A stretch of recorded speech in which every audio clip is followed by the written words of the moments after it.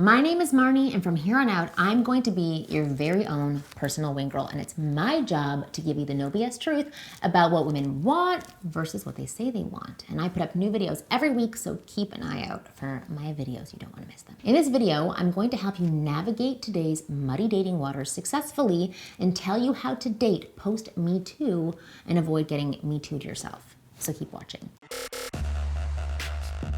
In my job as a wing girl, I get to notice some interesting things. And one of those is that every few years something happens that makes men afraid to flirt and approach women. A few years back, it was when pickup artists were popular targets in the media and guys didn't want to get called out for being weird or creepy. Now, it's everything that's going on with Me Too and the Me Too movement. I've had lots and lots of emails and questions from guys who ask how this affects them and if it's still okay for them to be approaching and flirting with women. So I want to answer this here for you today to set you straight, while also treating this issue with the respect and sensitivity that it 100% deserves. First and foremost, let's define what started the Me Too movement in the first place and what it's really about. It began when women in Hollywood had the courage to stand up and call out men who had been abusing their power and privilege for years. Guys who worked as executives, producers, directors, actors, who use their influence to coerce women into sexual acts. The implication for women being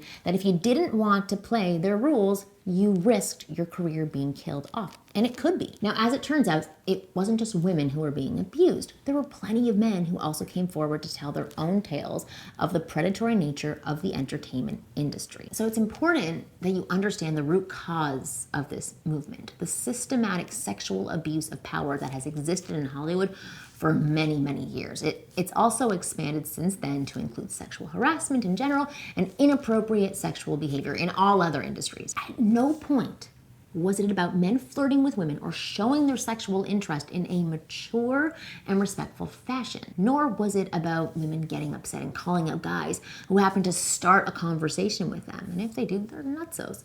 Yet, that's what guys tell me they're afraid of. They think if they approach a woman and flirt with her or ask her out on a date that they'll get lumped in with all the Me Too dirtbags.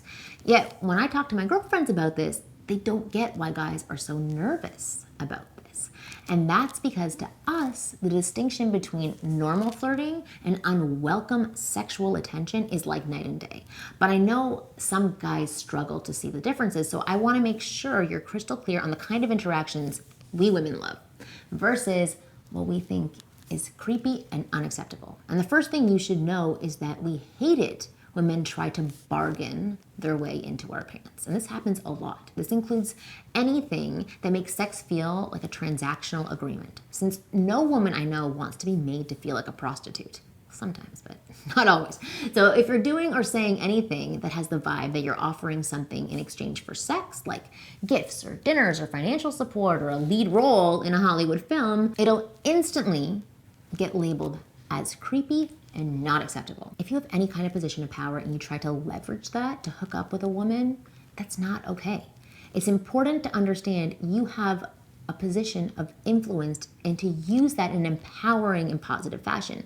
Put yourself in the other person's shoes and consider their position and feelings.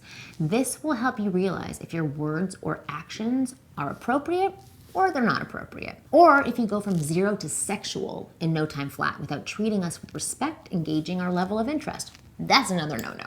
I can tell you from firsthand experience, when a guy gets too sexual too soon, it is not a nice feeling. When you're made to feel like an object or a piece of meat, it is not flattering at all, trust me. So what's the solution? How can you get anywhere with a woman if you can't be bold and put your intentions out there? The answer lies in taking smaller steps and checking in to see how we're reacting to your interest and attraction. This is why effective flirting is so crucial. It bridges the gap to go from strangers to a more intimate relationship. It's a way of warming up to each other where you can then ask her out or take it to a more sexual direction once you see if she's accepting your flirting and also putting out the same energy. Without this, it just feels strange and mechanical, devoid of any emotion or feeling. Case in point, my assistant Jen was recently responding to a customer's email. She was being kind and helpful and included a customary smiley face at the end of her response. And we do that all the time at my company. No big deal. on her end. However, the reply he sent back was they should take the exchange offline and get to know each other better. When she showed it to me, we both had the same reaction. We literally had goosebumps on our bodies and felt nervous. Why? Because there was nothing in their exchange that warranted that type of escalation. He was jumping from 0 to like 78 without anything in between and no signs from Jen that she was okay with that. That's why a key part of becoming successful with women is learning how to communicate and empathize with other people. If you're just stuck in your own head and only focused on what you want, you'll miss tons of ways that women are trying to tell you what we want. Because at the end of the day, relationships, whether they're for a night or long term, are a two-way street.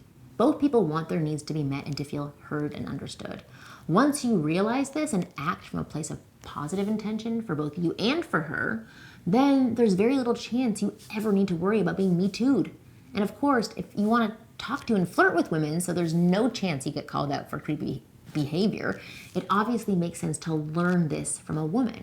I've had countless interactions with men that left me shuddering. Some from fear and some from delight.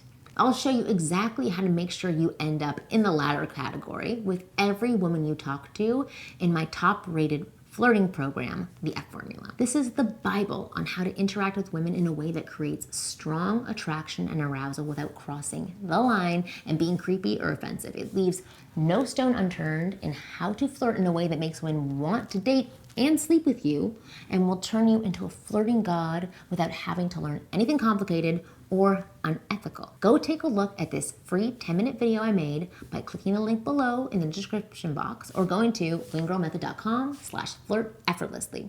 Not only will you discover what women secretly want, the kind of things only a fellow woman could ever tell you and could ever know, you'll also see exactly how to communicate with us in a way that builds the kind of sexual tension we fantasize about every day and we would never get you in trouble for. To watch this free 10-minute video on how to quickly and easily ignite feelings of emotional connection in a way that sparks attraction, go to winggirlmethod.com/flirt effortlessly or click the link below in the description box. I'll see you soon.